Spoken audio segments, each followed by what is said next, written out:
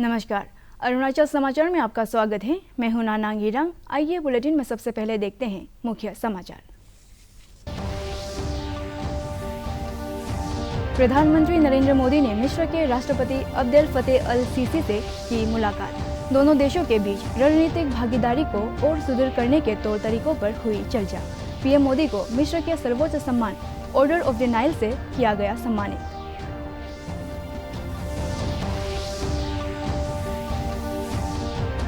मुख्यमंत्री पेमा खांडू ने तवांग जिले के मागो में भारतीय सेना की मद्रास रेजिमेंट के अधिकारियों और जवानों से की मुलाकात। मुख्यमंत्री ने मागो, थिंगबू और बाबरांग विलेज में लोगों से सरकार की योजनाओं पर किया संवाद। कहा, पर्यटन क्षेत्र के विकास से स्थानीय स्तर बढ़ेंगे रोजगार के अवसर। मोदी सरकार के 9 वर्ष पूरे होने और मुख्यमंत्री पेमा खांडू के नेतृत्व में अरुणाचल की भाजपा सरकार के 7 वर्ष पूरे होने के उपलक्ष्य में लेपारादा जिले के पाजो बाजार में महाजनसंपर्क अभियान चलाया। इसके तहत सरकार की किसान कल्याण योजनाओं की दी गई जानकारी।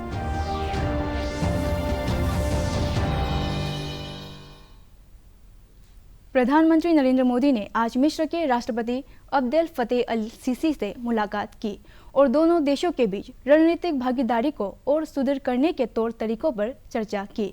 दोनों नेताओं ने आपसी व्यापार, निवेश, ऊर्जा संबंधों तथा आम जनता के बीच आपसी संपर्क सुधारने पर भी विचार विमर्श किया। बैठक के दौरान श्री मोदी और श्री सीसी ने काहिरा में एक समझौता ज्ञापन पर भी हस्ताक्षर किए। मिस्र के राष्ट्रपति ने प्रधानमंत्री को अपने देश के सर्वोच्च सम्मान ऑर्डर ऑफ द नाइल से सम्मानित किया। इसके बाद श्री मोदी हेलियोपोलिस युद्ध स्मारक गए, जहां उन्होंने उन भारतीय सैनिकों को श्रद्धांजलि अर्पित की जिन्होंने प्रथम विश्व युद्ध के दौरान अपना सर्वोच्च बलिदान दिया था। श्री मोदी अल हलीम मस्जिद भी गए और इमामों से मुलाकात की।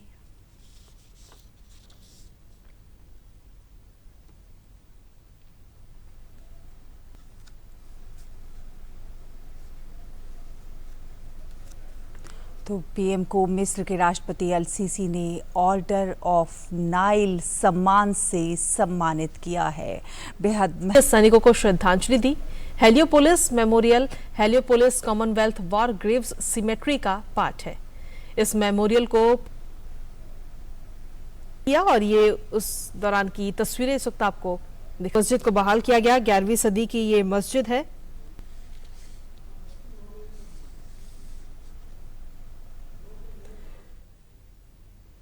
प्रधानमंत्री नरेंद्र मोदी ने शनिवार को मिस्र के मुख्य मुफ्ती प्रोफेसर शौकी इब्राहिम अल्लाम से मुलाकात कर भारत और मिस्र के बीच मजबूत सांस्कृतिक संबंधों और दोनों देशों के लोगों के आपसी रिश्तों की चर्चा की।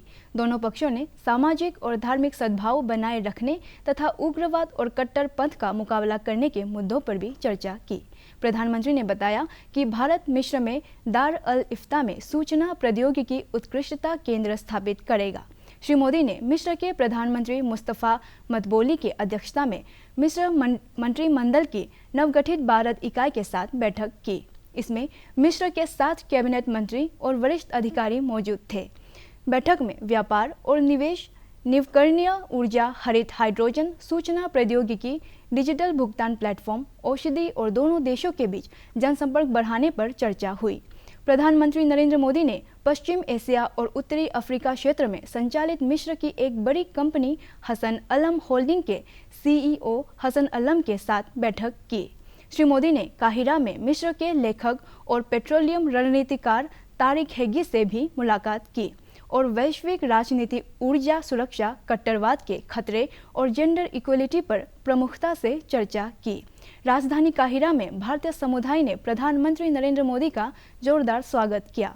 श्री मोदी ने भारत मिस्र संबंधों को सुदृढ़ बनाने में भारतीय समुदाय के योगदान की सराहना की। केंद्रीय गृह मंत्री अमित शाह ने कहा है कि प्रधानमंत्री नरेंद्र मोदी मणिपुर की स्थिति पर पहले दिन से ही नजर बनाए हुए हैं और इस समस्या के समाधान के लिए पूरी संजीदगी से मार्गदर्शन कर रहे हैं। मणिपुर के मौजूदा हालात पर शनिवार को नई दिल्ली में श्री शाह की अध्यक्षता में सर्वदलीय बैठक हुई। गृह मंत्री ने कहा कि मोदी सरकार सबको साथ लेकर मणिपुर समस्या के समाधान के प्रति वचनबद्ध है और इस बात को प्राथमिकता दी जा रही है कि किसी और की जान न जाने पाए। उन्होंने कहा कि 13 जून से मणिपुर में स्थिति धीरे धीरे सामान्य हो रही है और अब तक लूट के 108 हथियार सौंपे जा चुके हैं। श्री शाह ने बताया कि राज्य में 36,000 सुरक्षाकर्मी तैनात हैं और 40 IPS अधिकारियों को मणिपुर भेजा गया है। राज्य में 20 चिकित्सा दल भेजे गए हैं और दवाओं सहित सभी आवश्यक वस्तुओं की आपूर्ति सुनिश्चित की जा रही है। गृह मंत्री ने बताया कि म्यांमार मणिपुर सीमा पर 10 किलोमीटर क्षेत्र में बाड़ लगाने का काम पूरा हो गया है। 80 किलोमीटर सीमा पर बाड़ लगाने के लिए टेंडर प्रक्रिया पूरी कर ली गई है और शेष सीमा क्षेत्र का सर्वेक्षण कार्य चल रहा है। श्री शाह ने मणिपुर में स्थिति में सुधार, शांति बहाली तथा विभिन्न समुदायों के बीच विश्वास बहाली के लिए सभी राजनीतिक दलों से सहयोग की अपील की। उन्होंने मणिपुर मुद्दे के समाधान के लिए बहुमूल्य सुझाव देने पर सभी राजनीतिक दलों का आभार व्यक्त किया। केंद्रीय गृह मंत्री अमित शाह ने असम में भारी वर्षा के कारण कई इलाकों में बाढ़ की स्थिति पर चिंता प्रकट की है और पीड़ितों को पूरा सहयोग देने की बात कही है। श्री शाह ने एक ट्वीट में कहा कि उन्होंने असम के मुख्यमंत्री हिमंत बिस्वा शर्मा को केंद्र सरकार से हर संभव सहायता का आश्वासन दिया है। उन्होंने ये भी बताया कि राज्य में राष्ट्रीय आपदा मोचन बल के जवानों को तैनात किया गया है, जो राहत और बचाव कार्य में जुटे हुए हैं। गृह मंत्री ने कहा कि स्थिति से निपटने के लिए पर्याप्त बल को तैयार रखा गया है। इधर असम में मौसम ठीक होने से बाढ़ की स्थिति में सुधार हुआ है। अधिकतर क्षेत्रों में जलस्तर कम होना शुरू हो गया है। राज्य के निचले इलाकों के 15 जिलों में लगभग 4 लाख लोग अब भी बाढ़ की चपेट में है। राज्य में पानी बढ़ने से सड़कों, लकड़ी की पुलों, घरों और तटबंधों समेत बुनियादी ढांचों को नुकसान पहुंचा है। कई जगहों पर गाड़ियों की आवाजाही पर असर पड़ा है। सबसे अधिक असर बाजाली और नलबारी पर पड़ा है। जिला प्रशासनों ने बाढ़ पीड़ितों क्षेत्रों में लगभग 100 राहत शिविर और राहत वितरण केंद्र बनाए हैं। मुख्यमंत्री पेमा खांडू ने तवांग जिले के मागो में भारतीय सेना के मद्रास रेजिमेंट के अधिकारियों और जवानों से मुलाकात की। मुख्यमंत्री ने उल्लेखनीय सेवाओं के लिए मद्रास रेजिमेंट के वरिष्ठ अधिकारी को सरकार की तरफ से प्रशस्ति पत्र प्रदान किया। इस अवसर पर सेना के जवानों ने एक भारत श्रेष्ठ भारत की थीम पर रंगारंग कार्यक्रम प्रस्तुत किया।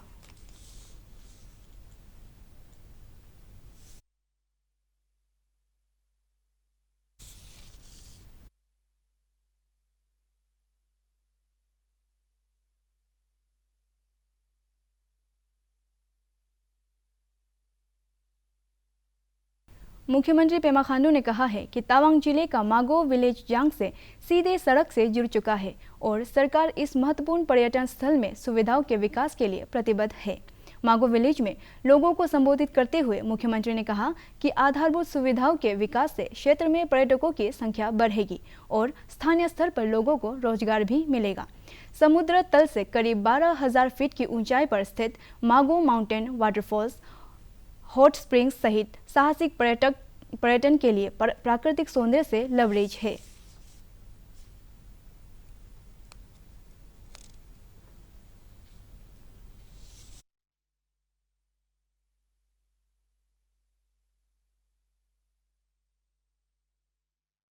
पच्चीस जून 1975 से 21 मार्च 1977 तक 21 महीने की अवधि में भारत में आपातकाल घोषित था। तत्कालीन राष्ट्रपति फखरुद्दीन अली अहमद ने तत्कालीन भारतीय प्रधानमंत्री इंदिरा गांधी के कहने पर भारतीय संविधान के अनुच्छेद 352 के अधीन आपातकाल की घोषणा कर दी थी। स्वतंत्र भारत के इतिहास में यह सबसे विवादास्पद और अलोकतांत्रिक काल था। प्रधानमंत्री नरेंद्र मोदी ने आपातकाल का विरोध करने वाले हिम्मती लोगों और देश के लोकतांत्रिक भावना को मजबूत करने के लिए अथक प्रयास करने वालों को श्रद्धांजलि अर्पित की है। उन्होंने एक ट्वीट में आपातकाल को देश के इतिहास में एक काला अध्याय बताया। श्री मोदी ने कहा कि आपातकाल भारतीय संविधान में निहित मूल्यों के विपरीत है और इसे कभी भूला नहीं जा सकता। 25 जून साल 1975 की रात स्वतंत्र भारत के इतिहास में लगे आपातकाल को लोकतंत्र के काले अध्याय के रूप में याद किया जाता है।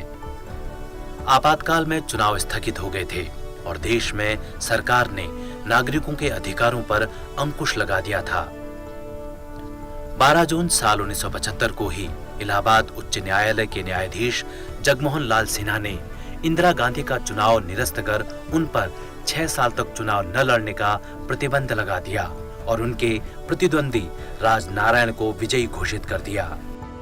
राजनारायण की दलील थी कि इंदिरा गांधी ने सरकारी मशीनरी का दुरुपयोग कर तय सीमा से अधिक रुपया खर्च किया और मतदाताओं को प्रभावित करने के लिए गलत तरीकों का इस्तेमाल किया।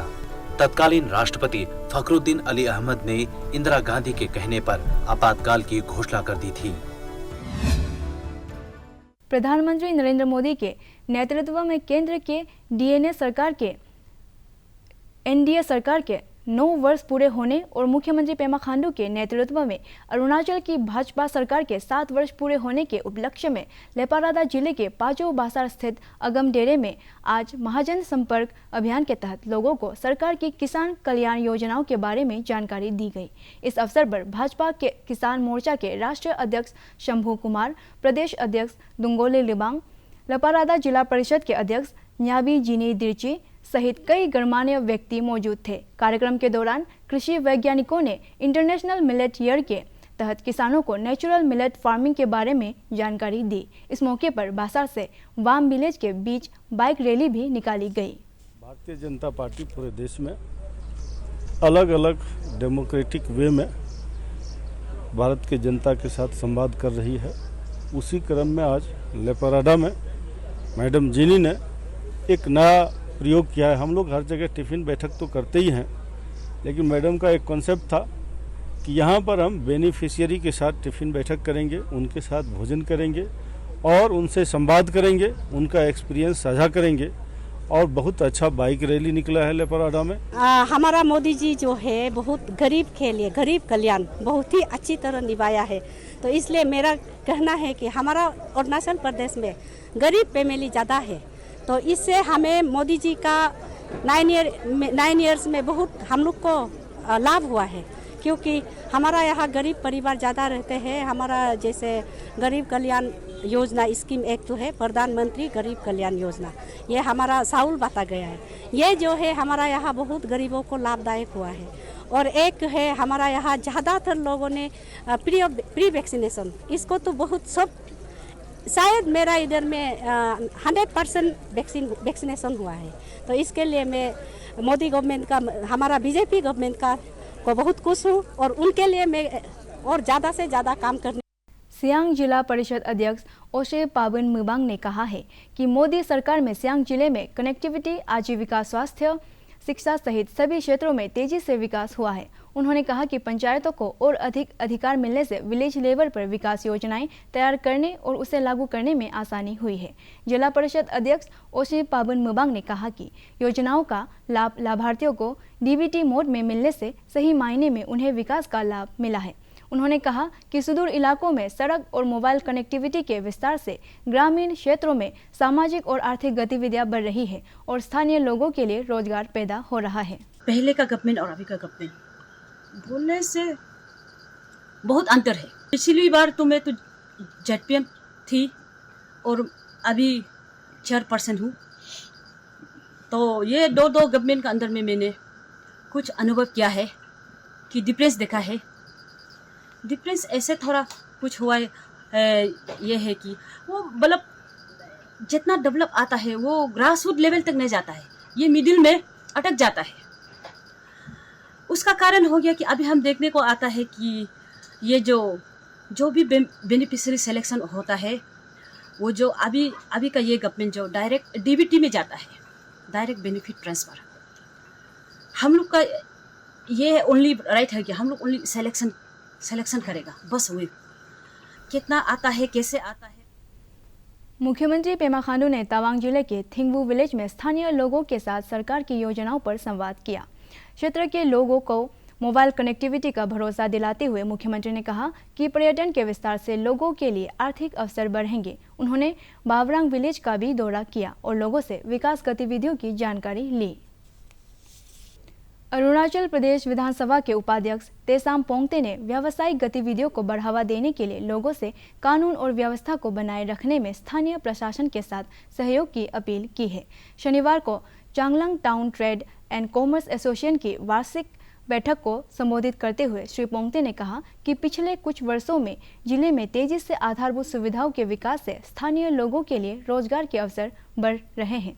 उन्होंने कहा कि सामाजिक और आर्थिक गतिविधियों को बढ़ावा देने के सरकार की योजनाओं को समय पर पारदर्शिता के साथ लागू करने पर जोर दिया जा रहा है।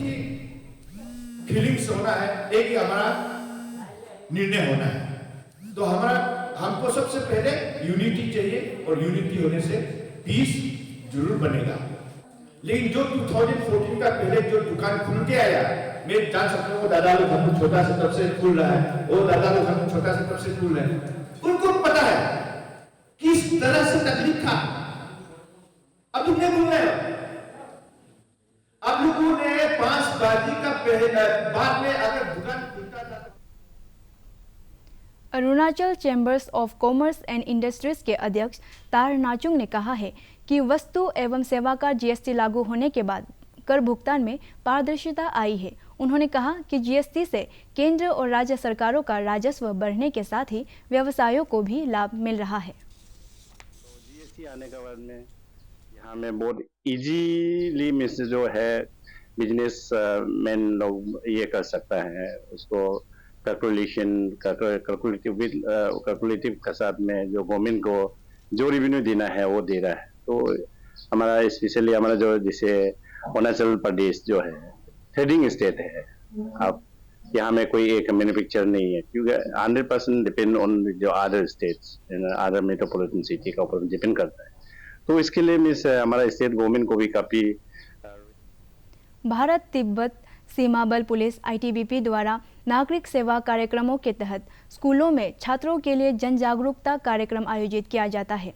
ITBP के 49वीं बटालियन वाइब्रेंट विलेज कार्यक्रम के तहत अपर सियांग जिले के तुतिंग में स्थानीय छात्रों के लिए कैरियर काउंसलिंग सेशन आयोजित किया गया। इस अवसर पर उन्हें विभिन्न क्षेत्रों में उपलब्ध रोजगार की संभावनाओं की जानकारी दी गई। ITBP ने हथियारों की प्रदर्शनी भी लगाई और युवाओं को सैन्य बलों में भर्ती के लिए प्रोत्साहित किया। अरुणाचल समाचार के आज के अंक में इतना ही। हम कल फिर हाजिर होंगे अरुणाचल और देश दुनिया के खबरों के साथ। चलते चलते आपको बता दें कि आप अरुणाचल समाचार हमारे YouTube channel DD news Arunachal पर भी देख सकते हैं। देखते रहिए अरुण प्रभा। नमस्कार।